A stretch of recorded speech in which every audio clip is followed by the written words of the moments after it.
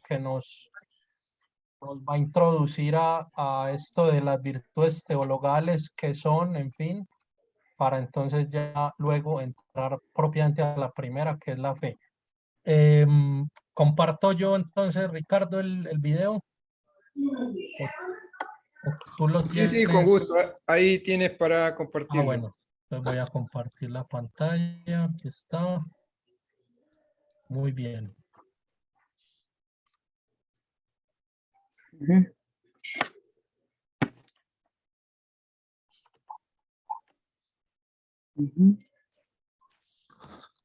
Me parece que falta compartir el audio. ¿Cómo, perdón? Falta compartir el audio. Bueno, y eso ahí es donde están las... Ahí está. Descompártelo, digamos, y vuelve a hacerlo. Y antes de mandarlo, cliqueas ahí en audio. Así sale el audio también.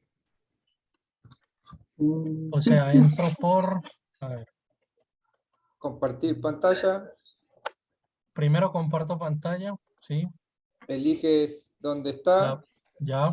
Y tildas el audio también para que se escuche. ¿Y dónde?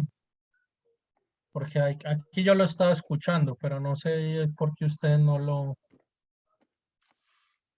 escuchaban. A ver, espera un segundo. Sí. Yo no oigo.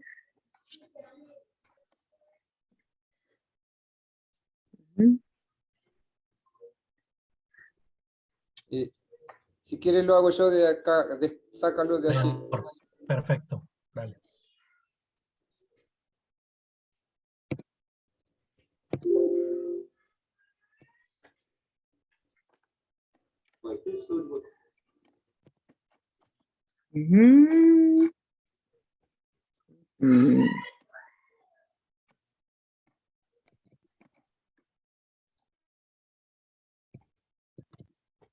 Un segundito.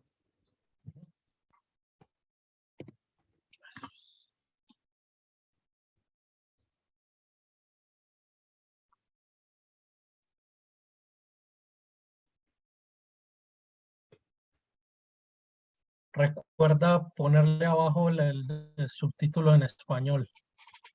Exacto, a ver, vamos a hacerlo de nuevo.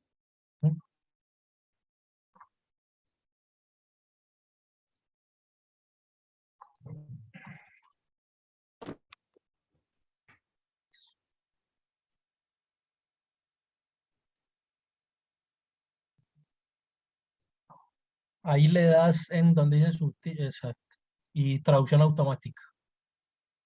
Abajo. Ahí. Y ahí escoges el idioma español. Exacto.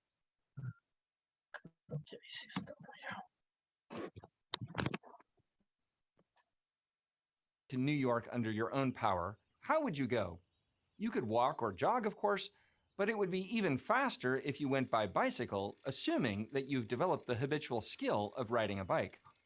Natural or acquired virtues, like justice and courage, are a bit like this. We develop them by repeated action, by practice. And they become stable dispositions that help us make progress towards the goal of human excellence. Now suppose that you want to go to the moon. To get there on your own power is simply impossible. In fact, not even a train or an airplane would help. No earthbound vehicle can get you there. You need something vastly beyond yourself to propel you beyond Earth's atmosphere and escape Earth's gravity. St. Thomas Aquinas thinks the theological virtues are even more powerful than that. They are stable powers of the soul infused into us by God Himself that raise us up beyond this natural world and empower us to penetrate into the heavens, indeed, to live the beginnings of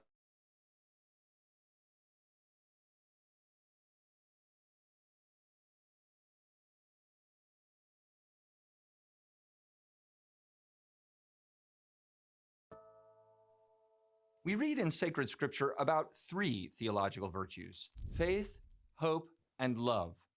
St. Paul's letters are especially eloquent about them. He wrote to the early Christian communities in cities like Corinth and Rome in order to hand on to them the divine revelation made in and through Jesus Christ, that being a disciple of Jesus means living according to the virtues of faith, hope, and love.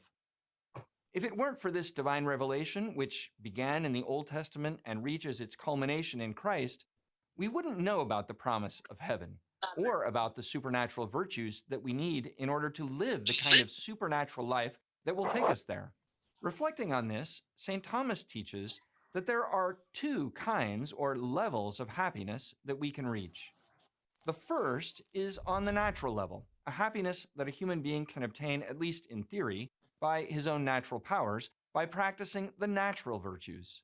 It's a bit like an athlete who grows in skill and endurance by repeated training and practice so that he can reach his goal of completing a difficult race with excellence.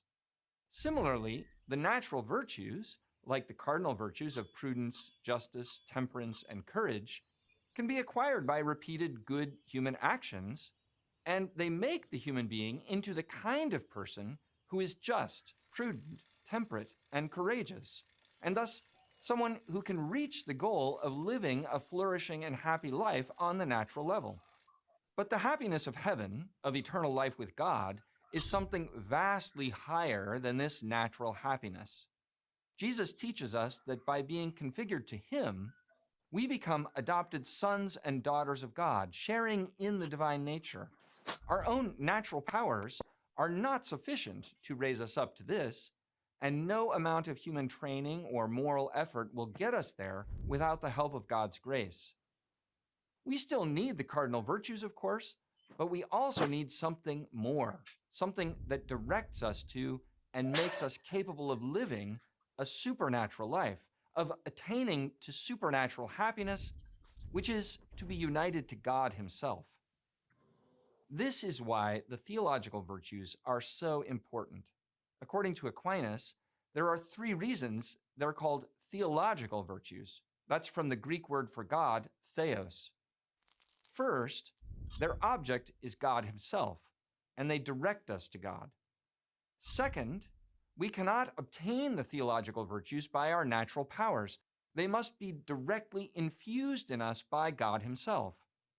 And third, we only know about the theological virtues because God has revealed them to us in sacred Scripture. Understanding the theological virtues helps us to avoid 2 major errors about the Christian life. The first error is to think that we can somehow get to heaven by our own natural powers, or that the life of heaven will be like a life of earthly happiness. St. Thomas Aquinas is clear that this is a very big mistake. It's a bit like thinking that you could fly to the stars by flapping your arms. It seriously misunderstands that the life of God is infinitely above us. Jesus promises us a share in this divine life, which we can only obtain through the gift of His grace. It's totally out of proportion to our human nature. We don't deserve it, and we cannot reach it on our own. The second error is to think that because it's given to us as a gift, therefore it's a kind of prize bestowed on us after we die, totally unrelated to how we lived our lives in this world. But that's not what Jesus taught either. In fact, God bestows the beginnings of eternal life on us even as we live in this world. By His grace, He infuses His divine life into our souls, He configures our minds and our hearts to Christ, and empowers us to live as His disciples here and now.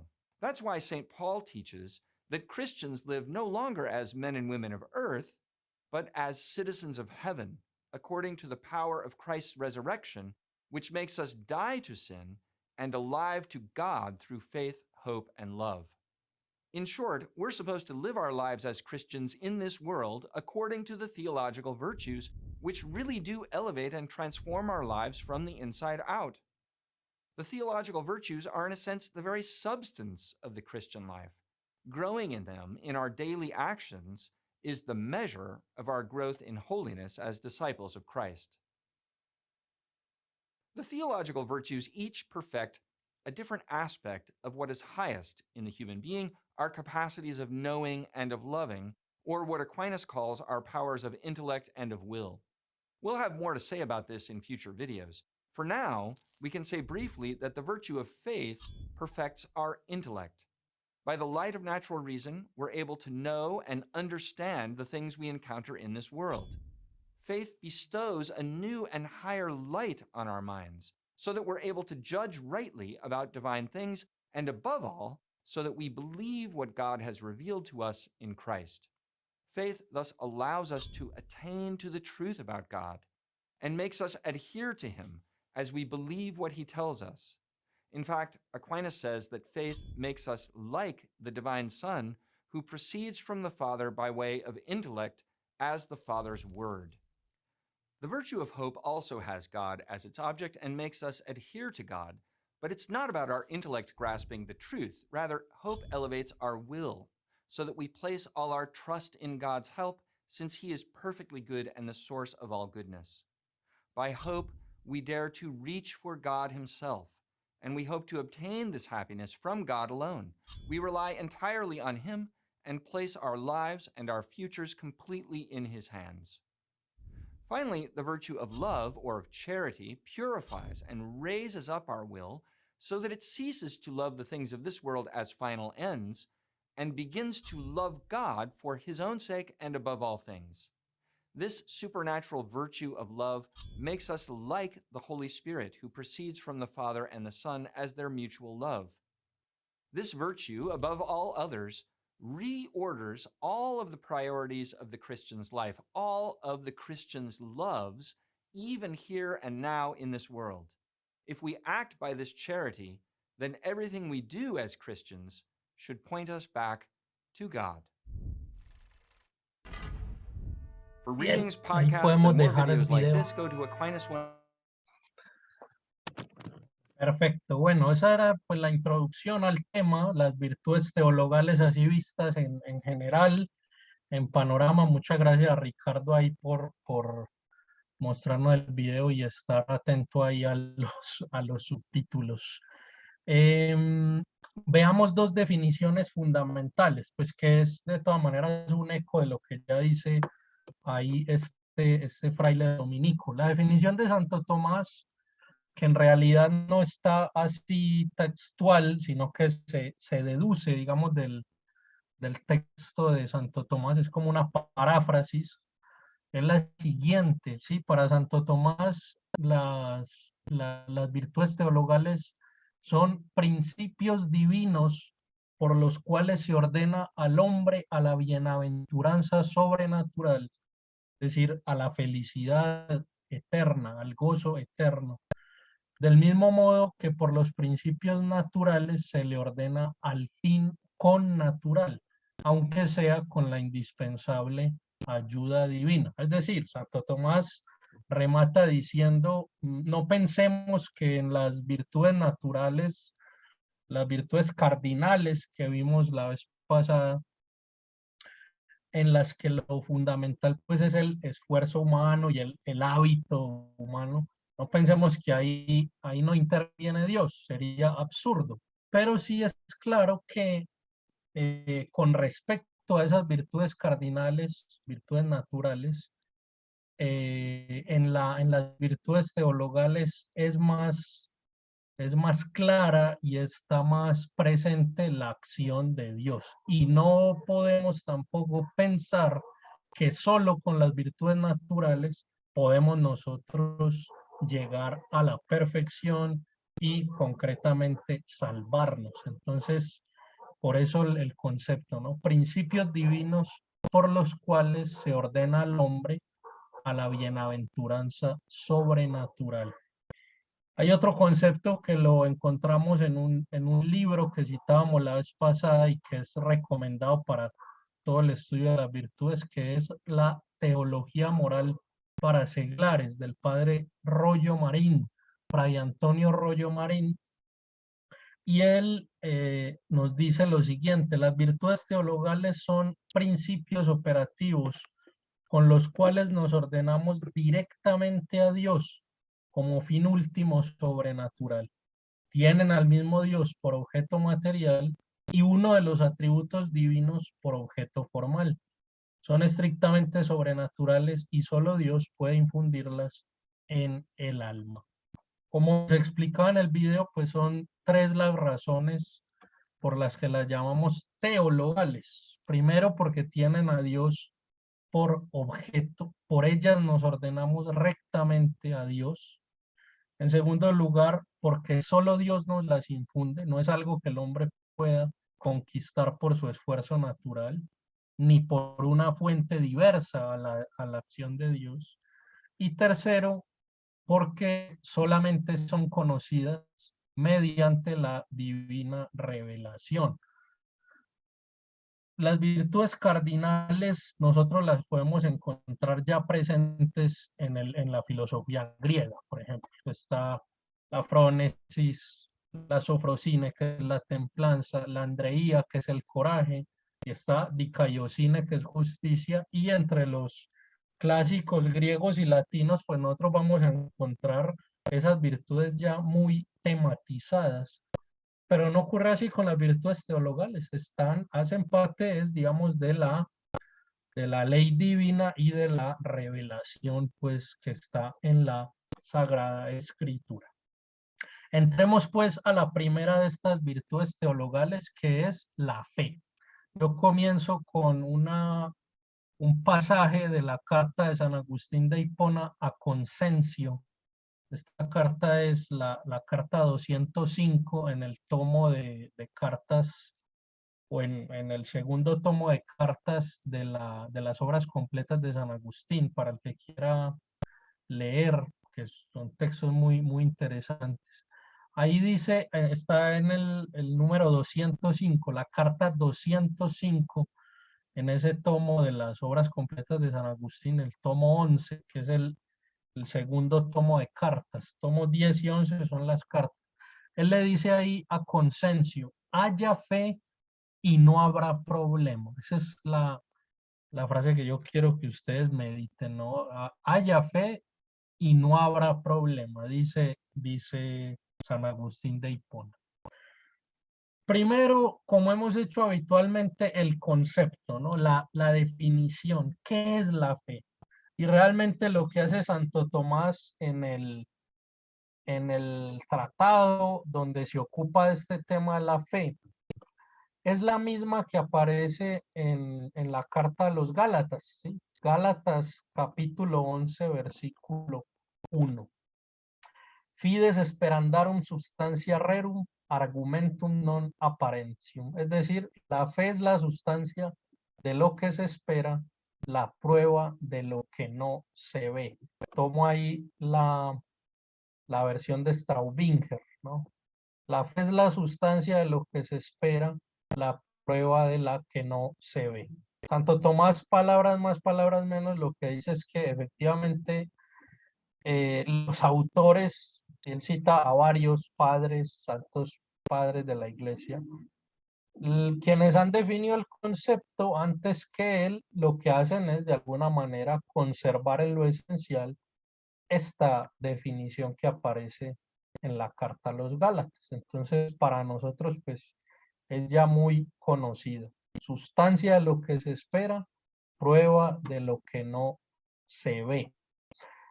Ahora bien, Santo Tomás habla de que, y esto es muy oportuno ahora que se acerca Pentecostés, que estamos cada vez más cerca de Pentecostés, que hay dos de los dones del Espíritu Santo que se ocupan de perfeccionar más propiamente a esta virtud teologal de la fe. Él explica que los dones del Espíritu Santo se ordenan como fin a perfeccionar las virtudes teologales. Y eso es muy importante que nosotros lo entendamos, repito, ahora que viene Pentecostés, porque si nosotros hemos identificado durante estas sesiones en qué virtud o virtudes queremos trabajar, y si entre ellas, espero yo, está alguna de las teologales que queramos formar y trabajar con mayor especificidad, pues también debemos identificar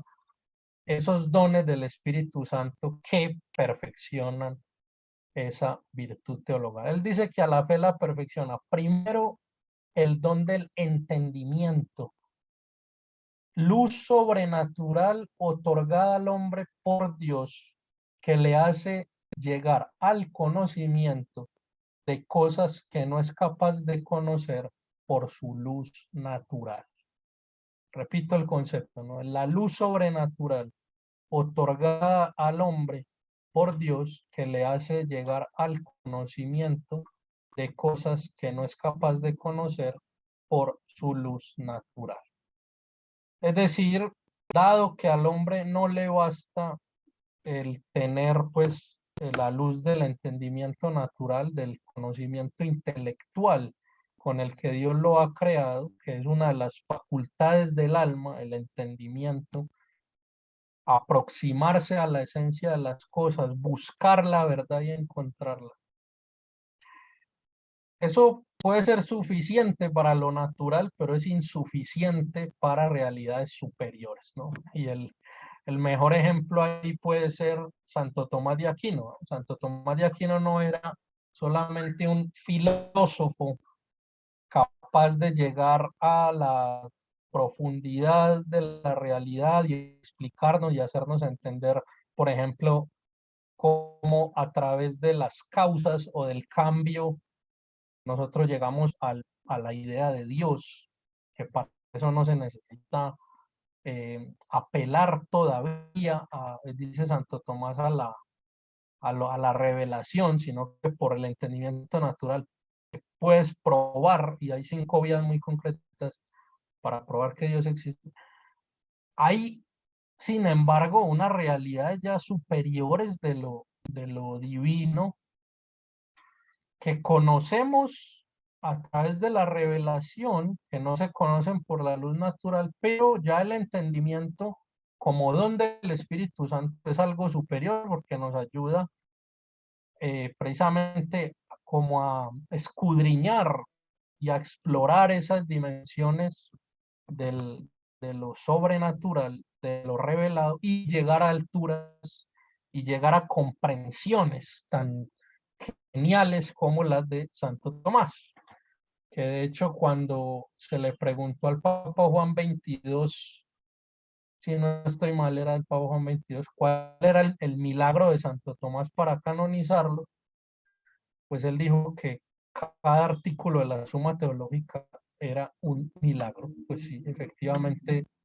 eso es, que además es muy hermoso, pues sí nos habla de un grado de entendimiento en sentido estricto al que Santo Tomás llegó ya precisamente como no solamente o no exactamente por su capacidad intelectual natural, sino por el don del Espíritu Santo. Es algo que perfecciona la fe y nos hace llegar al conocimiento de cosas que no podemos conocer por la luz natural de nuestro entendimiento.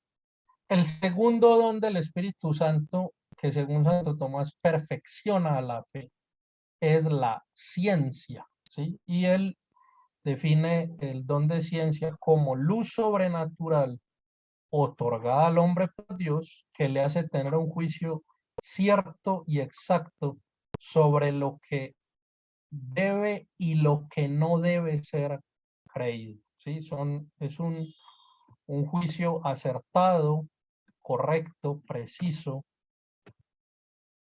de lo que debemos creer por fe y lo que es un error con respecto a la fe. Él mismo dice que hay 2 sentidos de la palabra ciencia. Una es la ciencia natural, que nos permite juzgar sobre lo natural, pero aquí ya estamos hablando de una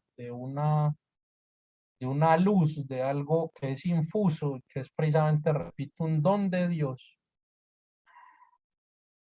para discernir claramente qué es propio de la fe cristiana y qué es un error. Es un don, por ejemplo, que los teólogos deberían pedir con especial esmero, de manera muy concreta en una época donde abundan tanto los errores contra la fe. Entonces, él dice que son esos los 2 dones correspondientes a la virtud teologal de la fe: entendimiento y ciencia. Pasemos ahora a los vicios opuestos a la fe, ¿no? Y él dice que son 5. El primero es la infidelidad, que la infidelidad en un sentido general es la oposición o resistencia a la fe, pero él, acostumbrado siempre a hacer unas taxonomías y unas clasificaciones muy precisas, dice que hay dos especies de infidelidad, ¿sí? ¿Por qué? Porque uno se puede oponer o resistir a la fe que no ha recibido todavía, y él dice que esa es la infidelidad de paganos o gentiles. Pensemos en un ateo, pensemos en un agnóstico, pensemos en un islámico o en alguien que está en alguna secta rara por ahí. Efectivamente, él rechaza una fe que no ha recibido. Mientras que está, dice él, la resistencia a la fe cristiana ya recibida. Y él dice que ese es el caso de los judíos y de los herejes. De los judíos porque habiendo recibido el mensaje de nuestro Señor, habiendo sido testigos y hasta hoy, pues no digo solamente los judíos de la época de nuestro Señor cuando pasó por esta vida temporal, sino hasta hoy, los judíos se siguen resistiendo a algo que ya está revelado. Y por lo tanto, para ellos no es como que pues, nuestro Señor no fuera el Mesías, no es para ellos, pues, palabra de Dios, las palabras de nuestro Señor Jesucristo. Entonces ahí hay una infidelidad a una fe ya recibida, a una palabra que se ha dado y que ellos no han querido, parafraseo en esto a San Pablo, no han querido oír, no han querido escuchar, no se han dejado convencer por esa palabra y siguen esperando a un Mesías que de hecho ya vino. Pero también esa infidelidad es la de los herejes, porque lo que hacen los herejes es decirse cristianos, de hecho usualmente decirse cristianos más fervorosos y los verdaderos cristianos, y rechazar uno o más artículos de la fe. Se puede ser hereje por rechazar un solo artículo de la fe o varios o muchos. Entonces, dice Santo Tomás que es más grave esa segunda infidelidad, la de los judíos y la de los herejes, que la de los paganos o gentiles. ¿Por qué? Porque efectivamente les ocurre algo como lo que dice San Pedro en la segunda de Pedro 2:21, que más les hubiera no haber conocido el camino de la justicia que una vez conocido volverse atrás. Dice Santo Tomás, ahora bien los gentiles no conocieron el camino de la justicia.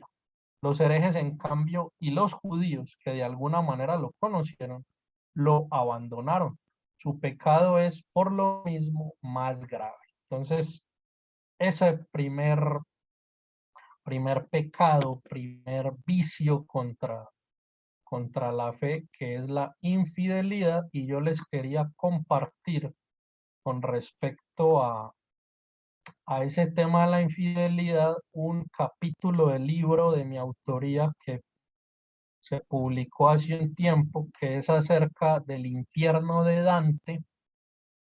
Se llama Tristo Fiato, infieles, heresiarcas y otros pecadores en el infierno de Dante, pues donde analizo en uno de los apartados lo que Dante dice de los infieles, ¿sí? Entonces ahí para el que lo quiera revisar. Muy bien. Segundo vicio o pecado contra la fe es la apostasía. Muy de moda también en nuestro tiempo, hasta apostasías ya oficiales. Es concretamente abandonar la fe. Hay personas incluso, y eso estuvo haciéndose con frecuencia hace unos años, yo no sé ahora cómo estará. Aquí en mi ciudad lo hizo un grupo de personas, ir a las oficinas de la curia arquidiocesana y solicitar pues los documentos y las actas donde está uno registrado como católico y pedir que eso se borre, es decir, que a uno no lo cuenten ya y no lo consideren como católico. Eso es una manera pues muy concreta ya de formalizar la apostasía, pero en todo caso la apostasía es el abandono de la fe. Aun cuando no hicieras esto, pues que ya es muy jurídico y tal, apostatas cuando abandonas la fe. Él ya luego, pues tanto Tomás hace unas especies de apostasía, él dice que también se le puede llamar apostasía a abandonar la vocación religiosa, pero eso es, digamos, una especie de apostasía, abandonar la vida consagrada, pues yo supongo que más concretamente cuando se han hecho los votos perpetuos, supondría yo, sin ser teólogo, supondría yo. Eh, pero no, esa no es la apostasía en sentido estricto, porque la apostasía en sentido estricto es el abandono de la fe. Efectivamente, uno puede ilegítimamente abandonar la vida religiosa a la que está llamado y en la que seguramente ya estaba confirmado por unos votos perpetuos, pero eso no significa que abandonó la fe. Bueno, tercer, tercer acto contra la fe, ¿no? La blasfemia, ¿sí? Es la palabra o expresión injuriosas contra alguien o algo sagrado. Siempre es pecado mortal, dice Santo Tomás, y él ahí aprovecha para aclarar un concepto que siempre inquieta mucho y ha dado pues para preguntas y muchas dudas, ¿no? ¿A qué se refiere el Evangelio con blasfemia contra el Espíritu Santo? O en algunas traducciones, pues el pecado contra el Espíritu Santo. Santo Tomás dice que es la blasfemia contra el Espíritu Santo, y él dice que eso se puede entender de tres modos concretos. El primero es, bueno, injuriar al Espíritu Santo, decir cosas contra el Espíritu Santo. El ejemplo que pone Santo Tomás es cuando, si no estoy mal, los fariseos le dicen a nuestro Señor que lo que lo habita es un espíritu inmundo. Ahí están insultando al Espíritu Santo, están diciendo que el Espíritu Santo, que es el que habita en nuestro Señor, que de hecho procede del amor entre el Padre y el Hijo, nos enseña nuestra fe, le están diciendo que será un espíritu inmundo. Entonces, concreto, primer forma o modo de la blasfemia contra el Espíritu Santo. Una segunda forma es la impenitencia final, llegar al momento de la muerte sin arrepentirse, confirmándose, digamos, en el pecado con una cierta contumacia, ¿verdad? Diría yo que esto más concretamente en los momentos de la agonía final, pues podría ser un caso muy, así como muy específico y muy palpable, una persona que teniendo la posibilidad allí de confesarse y arrepentirse, no lo haga. Y el tercer modo, la blasfemia contra el Espíritu Santo, dice Santo Tomás, es el rechazo de lo que podría impedir la elección de pecado. Por ejemplo, la esperanza, dice él, que ya la vamos a ver en un momento. La persona que, por ejemplo, ya duda y se afirma en esa duda, desespera, es la palabra más fuerte, de la salvación, desespera de que Dios lo va a auxiliar.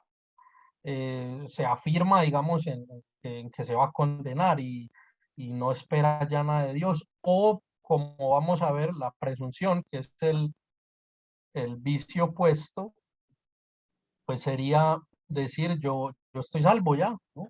Yo no necesito ya, ya estoy listo, ¿no? Estoy salvo.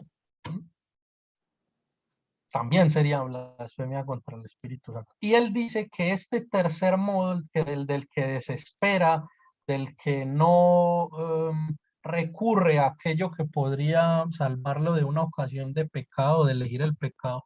Esa es la malicia manifiesta, le da ese concepto Santo Tomás. Esa tercera forma de la blasfemia contra el Espíritu Santo es la malicia manifiesta. El que, por ejemplo, peca con el total conocimiento del pecado, pero más que por debilidad, porque dice Santo Tomás, por muy reincidente que sea un pecador en el pecado o débil como incontinente, esa no es la malicia manifiesta, sino que la malicia manifiesta es el que hace el mal e incurre en el pecado por el gusto del pecado y por lo que metafísicamente significa el pecado. Es como un mal radical.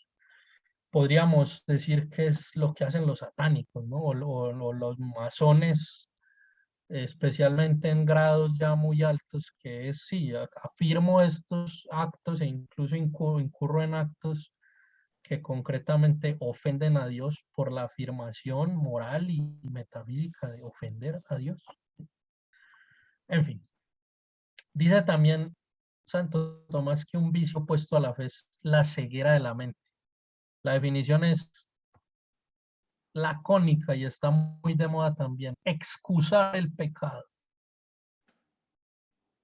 Excusar el pecado. Y por último, él habla del embotamiento de los sentidos como un último vicio, pecado contra la fe, que es el afecto ya tan desmesurado por lo carnal, por lo temporal, por los placeres, por ejemplo, de la carne, que ya llega un rechazo, un fastidio y un descuido por lo espiritual. Eso en algunos chistes por ahí aparece, ¿no? Esas personas que en broma dicen, no, pasa que en el cielo no habrán estas dichas de aquí, ¿no? En realidad son los pecados, ¿no? Los pecados de lujuria y demás, entonces que aburrido, ¿no? El cielo. Y eso pues que puede ser una broma mala, obviamente pecaminosa, no es tan broma porque efectivamente Santo Tomás dice eso se transforma en un pecado contra la fe. La persona ya rechaza, odia lo espiritual. Y a eso se va llegando muy concretamente por la lujuria y la asedia, que son dos pecados capitales. Lamentablemente la asedia, pues que era el octavo pecado capital, luego en las taxonomías posteriores desaparece, pero es bueno que nosotros recordemos que en la tradición y muy en los padres de la iglesia, ejemplo Evagrio, o escritores eclesiásticos, ejemplo Evagrio Póntico, asedia aparece como pecado capital y pues hay que estudiar eso, ¿no? Dice el padre Horacio Jorge que estamos en la civilización de la asedia y pues si algo ataca la asedia es a la fe, es como una tristeza y un desgano por todo lo relacionado a la fe. Muy bien, hasta ahí entonces esa primera virtud teologal, ¿no? La fe. Pasamos a la esperanza y ahí les dejo este pasaje de Job, ¿no? Job 13:15. Dice Job, aun cuando me diera la muerte, esperaré en él. Es una de las expresiones más conmovedoras de esperanza que aparece en la Sagrada Escritura. Aun cuando me diera la muerte, esperaré en él.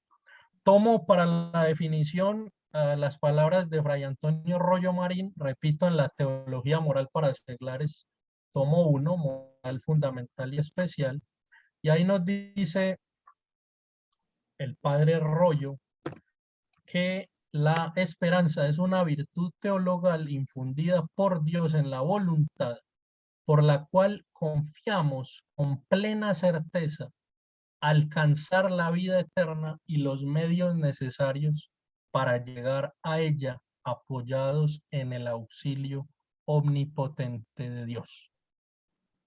Ahí está. Y es muy importante recordar esa definición porque Ciertamente el concepto de esperanza, como en general las tres virtudes teologales son usadas en la cultura secular, en esta cultura moderna, posmoderna, tardomoderna, hipermoderna, en fin, como se quiera. Son usadas de una manera pues totalmente laicizada, ¿no? Entonces fe es, no, fe que, ponle fe que vas a ganar en esa competencia. O bueno, la esperanza se transforma es como en una especie de mantenerse con una expectativa buena de que uno va a triunfar y va a ser exitoso. Es decir, se le va en el lenguaje cotidiano quitando la carga sobrenatural que tienen estos conceptos. Entonces, si bien en un sentido extenso de la palabra, nosotros podemos hablar en nuestra fe católica de que la esperanza es un confiar en que las cosas irán bien e irán fundamentalmente según la voluntad de Dios. No podemos olvidar que está muy concretamente apuntando es a esperar la salvación eterna y esperar los medios necesarios para llegar a esa salvación eterna, ¿no? Entonces, esto es muy, muy importante. Piper dice en las virtudes fundamentales que la esperanza se puede resumir en una frase, ¿no? Terminaremos bien, todos nosotros y yo mismo. Pero el terminar bien es que salvarse. Supongan si usted es una persona que en todos los asuntos de su vida temporal, y esto no existe porque nadie es tan, tan sufriente, que todo le fuera mal, pero se salva. Entonces no estuvo tan mal, porque lo definitivo, y como dicen tantos padres espirituales, el negocio y la empresa esencial en que nosotros debemos ocuparnos es nuestra salvación, y todo lo demás pues poco importa con respecto a nuestra salvación. Si uno tiene claro eso, pues hombre, comprende realmente la importancia de esta virtud, es esperar y no, y por lo tanto no desesperar, que es lo que el vicio pues opuesto. ¿Cuál es, según Santo Tomás, el don del Espíritu Santo correspondiente a la esperanza o que perfecciona la esperanza? Y él dice que es el temor, el don de temor. Cito ahí concretamente las palabras de Fray Antonio Rollo Marín, que me parece que lo dice pues muy, muy compendiadamente. Él dice que el temor como don del Espíritu Santo perfecciona dos virtudes. Primariamente la virtud de la esperanza, en cuanto que nos arranca de raíz el pecado de presunción, que se opone directamente a ella por exceso y nos hace apoyar únicamente en el auxilio omnipotente de Dios, que es el motivo formal de la esperanza. Ahí menciona entonces uno de los vicios contra la esperanza, que es la presunción. El presuntuoso es el que dice, ya lo mencionaba hace un momento, yo ya me salvé, yo estoy salvo, o yo me salvo por mis propios méritos, o pues yo no necesito eso. Y hay una forma de presunción, por ejemplo, en el pensamiento moderno, que consiste en pensar que la salvación y la redención del género humano se da ya en esta vida por la ciencia y la técnica. Esa es una forma de presunción que es muy interesante analizarla. Toda la modernidad, concretamente la filosofía moderna, y en algunos filósofos como Kant y Hegel, esto se ve de manera muy clara, son manifestaciones intelectuales, pero también políticas, jurídicas, del pecado de presunción. Es el que dice, yo ya me salvé.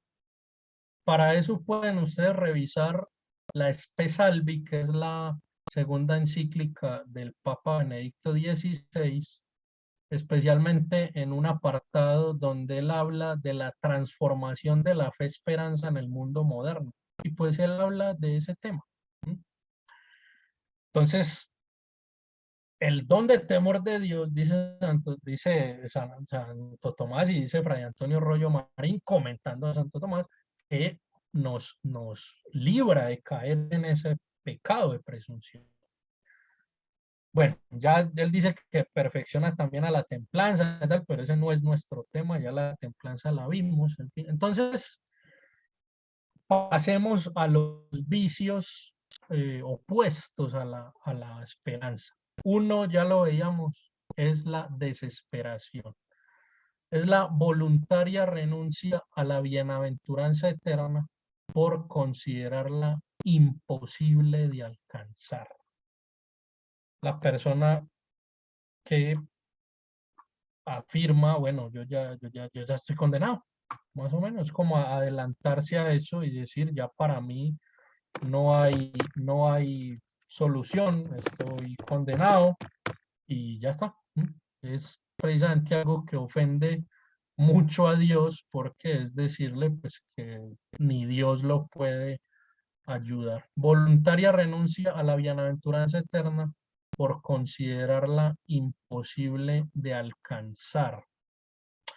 Yo no lo pude confirmar del todo en la biografía de Lutero de García Villoslada, que para mí es pues una muy buena, si no la mejor, que está en 2 tomos. Tomo 1, Martín Lutero 1, El fraile hambriento de Dios, y Martín Lutero 2, En lucha contra Roma, pero yo sí he escuchado esa anécdota de que ya habiendo pues dado la revuelta y todo, y estando en la corte de Luis de Baviera o por allá,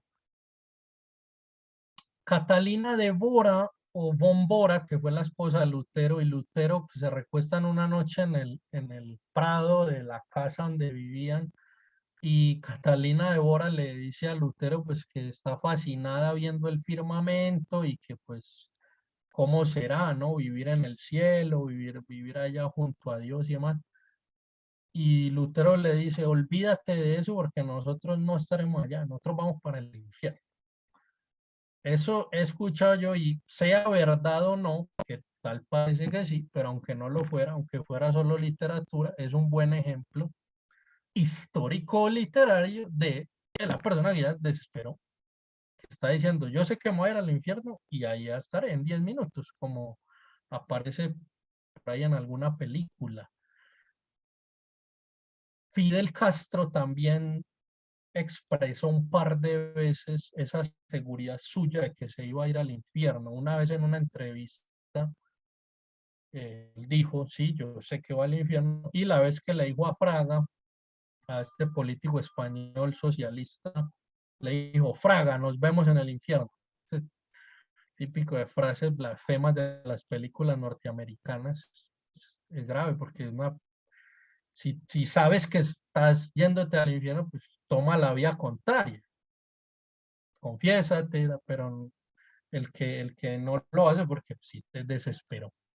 Y está la presunción, ya lo decía, que es pues que es una de las formas de presunción, decir, ya me salvé, o el creer temerariamente que uno puede obtener la salvación del alma por medios no ordenados por Dios. Son como los que dicen, todos se salvan, al final Dios los salva a todos, el infierno está vacío, dijo por ahí un teólogo alemán hace muchos años. ¿Cómo Dios me va a condenar si Dios me quiere tanto? ¿Mm? Y Santo Tomás, esto me parece muy interesante y hay que recordarlo. No le puedo olvidar a uno quiénes fueron los grandes enemigos de la fe católica. Él dice que hay una presunción que es la heretical, la llama. Y son 3 formas de presunción heretical. La de Pelagio, recordemos esa herejía antigua, es pretender obtener la salvación por las propias fuerzas naturales. Ese era el error de Pelagio. No necesito la gracia, solo por mi esfuerzo natural. Está la presunción luterana, que es, digamos, el opuesto. Solo de la fe sin las buenas obras, la sola fides. Peca fuerte, dice Lutero, pero cree aún más fuerte. Si cometiera adulterio 50 veces al día, pero creo me salvaré. Todos esos errores de Lutero que ya en una fase de su vida se vuelven como casi que una especie de manía de proferir ese tipo de errores. Bueno, esa es una forma de presunción. Y está la presunción calvinista, que es la de los predestinados, ¿no? Unos fueron predestinados a salvarse y los otros ya, pues como se dice en Perú coloquialmente, piña, pues, de mala, ¿no? Estás condenado, sí, y ya. Entonces, eso es absurdo, ¿no? Aparte de que es absurdo, pues es una herejía. Entonces, la presunción. Bueno, esa hasta ahí entonces la virtud de la esperanza en sus notas generales, y les quiero compartir también con todo cariño y humildad un artículo mío breve que escribí hace unos años para el periódico digital Razón Más Fe, donde hago una breve reseñita de la virtud de la esperanza y un capítulo del libro al que titulé La enseñanza interna de la verdad, el maestro interior contra el nihilismo posmoderno, en el que hay una parte donde analizo este tema de en la historia de la filosofía, un momento que es el de la presunción, que es la modernidad, y cómo la hija de esa presunción moderna es la desesperación posmoderna, concretamente analizando la figura de el gran filósofo de la desesperación, que es el rumano Emil Cioran.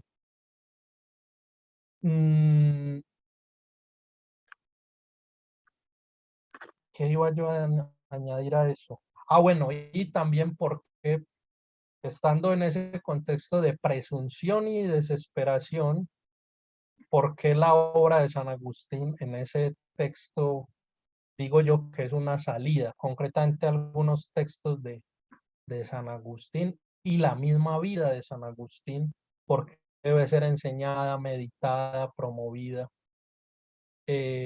enfocándome en textos muy concretos, como por ejemplo el sermón sobre la paciencia, cómo la paciencia es una virtud subordinada a la fortaleza, lo vimos, es una virtud que hoy debe ser muy cultivada. Toda la cultura de lo inmediato no es buena para cultivar ni la esperanza ni la paciencia. Bueno, terminemos hablando entonces de la caridad, ¿no? Ahí entonces cerremos con el otro video, ya para no aburrirlos tanto con mi discurso, el otro video ahí lo tienes, Ricardo, y si no te lo paso aquí por el chat para que aquí nos expliquen muy bien esto de la caridad y ya con eso concluimos.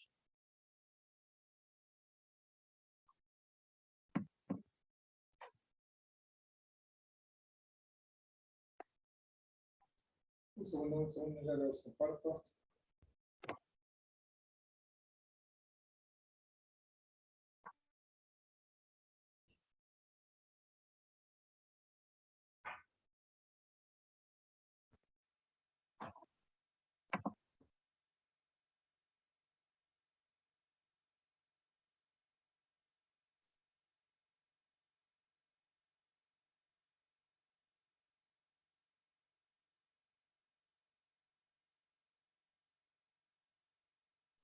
Thomas spends more time in the Summa Theologiae discussing faith and charity.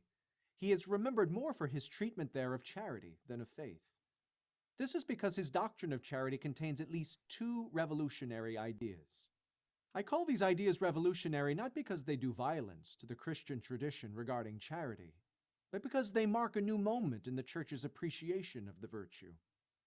The first revolutionary or pioneering idea of Aquinas emerges from his treatment of the object of charity, and the second from his treatment of the act of charity.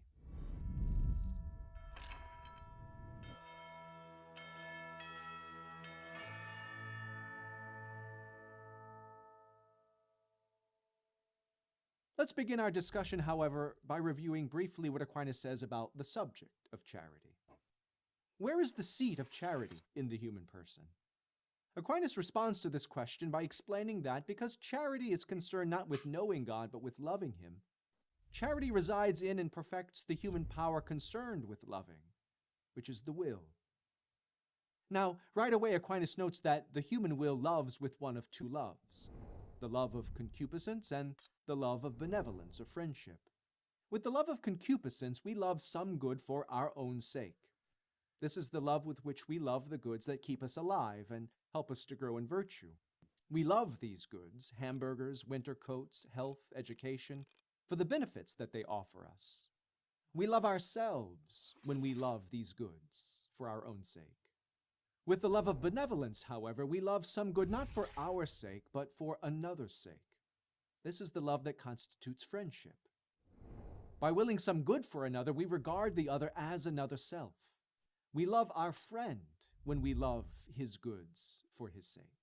Once Aquinas distinguishes these two loves of the human will, he asks, which of the two does grace elevate and direct towards God? It turns out that grace elevates both. Hope elevates the love of concupiscence such that we can love God himself as our final end, as the final good for me. Charity elevates the love of benevolence such that we love God himself as a friend, not for our sake, but for his sake. And this is where the first of Aquinas' revolutionary ideas emerges in his treatment of charity. He sees the whole reality and work of the virtue through the lens of friendship. Unlike anyone before him, Aquinas produces a theology of charity that reflects deeply on Christ's words to the apostles at the Last Supper. No longer do I call you servants, I have called you friends. This brings us to Aquinas' description of the object of charity. Considered materially, the object of charity is the same as the object of faith and hope, God himself. Like the acts of faith and hope, the act of charity ends and rests in God himself. Considered formally, however, the object of charity remains distinct from the objects of faith and hope. If faith inclines to God as first truth spoken, and if hope inclines to God as final good promised, then that aspect of God himself to which charity inclines is God as beloved, or God as our first and best friend. Now, it is important to note right away that we do not establish this friendship with God. We cannot make God our friend. We share nothing with God on which to build any friendship with him. In order for us to become friends with God, God has to take the first step. And he has. As St. John reminds us, in this is love, not that we loved God, but that he loved us. By graciously extending to us a share in his happiness, God establishes a certain society with us, within which friendship can develop.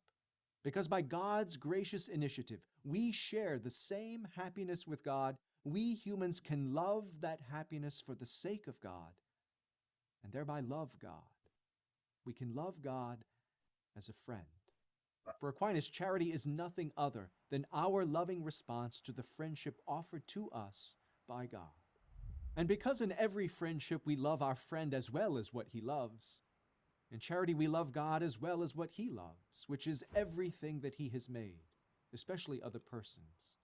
Thus, for Aquinas, do we fulfill Christ's double command to love. In charity we love God for God's sake and our neighbor for God's sake. Considered materially and formally, therefore, the object of charity is God as our best friend, befriending us, and every other good thing that can be loved for God's sake. What remains for us to examine is the act of charity. And from this teaching of Aquinas emerges the second of his revolutionary ideas. Aquinas explains that the act produced by the virtue of charity is the love of God for his sake above all things. This teaching itself is not revolutionary, but the implication that Aquinas draws from it is. More than any of his contemporaries, Aquinas saw that because grace builds on and does not destroy nature, there must be some natural love of God above all things that charity elevates and perfects. In other words, charity does not introduce the preferential love of God into the world, but rather it elevates this preferential love written into the very fabric of creation and into the very heart of man, unto a union of real friendship with God. Therefore, Aquinas teaches that because everything naturally inclines to higher goods more than lower goods, and because every effect naturally longs for the perfection of its cause, every creature, including the human creature, naturally loves God more than itself. In man, therefore, charity rescues this love from the perversion of sin and divinizes it unto a real union of love with God, not simply as he is our highest good and cause, but as he is our first and best friend. This is why for Aquinas, unlike faith and hope, which pass away when the pilgrim finally reaches heaven, charity endures in beatitude. As the one believed on earth is finally seen in heaven, and as the one hoped for on earth is finally possessed in heaven, the one loved on earth is finally met face to face in heaven. And thus friendship with him, already begun on earth, grows exponentially in perfection in heaven. Aquinas observes that, like the virtue of faith, the virtue of charity is exercised by the Christian internally and externally. He points out that internally, charity produces joy, peace, and mercy. And externally, charity expresses itself in beneficence, almsgiving, and fraternal correction. The sins against charity appear according to this same distinction. One sins against charity generally by hating God rather than loving him. But Aquinas adds that one sins against the joy of charity specifically through sloth or envy, and against the peace of charity specifically through discord, contention, schism, war, strife, or sedition. Finally, one can sin against the beneficence of charity specifically by causing scandal. In conclusion, Aquinas teaches that wisdom is the gift of the Holy Spirit that perfects the virtue of charity. At first glance, this might seem counterintuitive. Aquinas grants that wisdom first and foremost is a perfection of the intellect, not the will. But he observes that the kind of perfection that wisdom grants the intellect has a direct effect on the will. To be wise, Aquinas explains, is to make right judgments about causes, and then to order things rightly under the highest causes. The gift of wisdom, therefore, offers the Christian a spirit-led ability to judge rightly about the absolute highest cause, and thereby to order all things in his life, including his loves, under this cause. As a result, the gift of wisdom allows the believer to fulfill the beatitude, "Blessed are the peacemakers." This is Aquinas' final word on charity in the Summa. For him, peacemaking is the work of charity perfected by wisdom. With wise charity, the Christian orders himself toward peace, from which inner charitable peace he can work for peace with others and among others. For readings, podcasts, and more videos like this. Muy bien, yo simplemente cierro dejándolos también para que mediten esta hermosa frase de San Agustín de Hipona en la carta a Jerónimo, donde define no solamente el concepto de virtud, sino que también de alguna manera está definiendo la caridad. La virtud es la caridad con que se ama aquello que se debe amar. El virtuoso tiene ordenados sus amores, pero de la misma manera la caridad es un orden en el amor. Y bueno, con eso entonces cierro y quedo atento a sus preguntas o comentarios.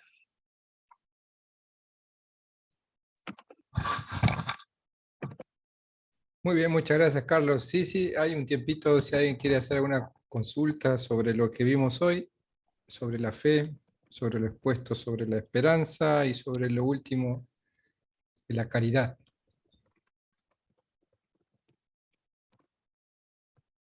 Mientras tanto, ahí en el chat les pongo otro artículo también divulgativo sobre la memoria que hace parte de la virtud de la prudencia. Ese, pues, que fue la primera que vimos, pero ahí se los dejo.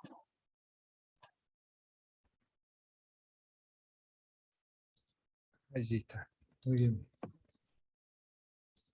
Bueno, muy bien. Si no hay alguna consulta, vamos a darlo por finalizado. Primeramente, agradecerle a Carlos por habernos acompañado en este tiempo. Estas clases que nos dio están grabadas en el canal en YouTube de esta comunidad Salve María. Allí pueden ver lo que se refiere en la primera clase que vimos sobre la prudencia, sobre la justicia luego, sobre la templanza y sobre la fortaleza, para concluir hoy con esta clase sobre las 3 virtudes teologales, de la fe, la esperanza y la caridad. Así que agradecerles también a cada uno de vosotros que se sumaron, tomaron su tiempito. Sé que en algunos casos es un poquito tarde, en otros acaban de concluir su jornada laboral, pero es bueno darse un lugar para también instruirse y profundizar en estos conceptos de la fe.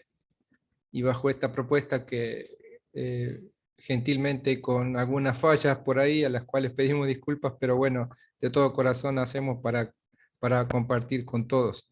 Así que gracias por estar y gracias, Carlos. Tus comentarios finales también. Bueno, no, en primer lugar, darle las gracias a Ricardo, a todos ustedes por esta oportunidad tan grata para mí. Cuentan conmigo, yo estaré muy complacido de seguirlos acompañando con otros temas que sean de su interés y en los que yo los pueda orientar. Pongo en el chat mi correo para las personas que me quieran escribir, pedirme alguna bibliografía o cualquier consulta, con mucho gusto les responderé. Y bueno, que podamos cultivar todas las virtudes con la gracia de Dios y que sigamos pues en este camino hacia la vida eterna, que es el fin esencial de todas estas iniciativas. Un abrazo a todos. Exacto. Bueno, muchas gracias y gracias, Carlos, y gracias a todos. Muchas gracias. Gracias a ustedes. Muchas gracias. Gracias, bendiciones. Esperemos que tenga Igualmente. muchos frutos. Cariño. Amén. Hasta pronto. Que así sea. Muchísimas gracias, muy lindo, muy interesante, muy Bueno, sirve para todo la vida. gracias, Santo. Muy bueno. Gracias.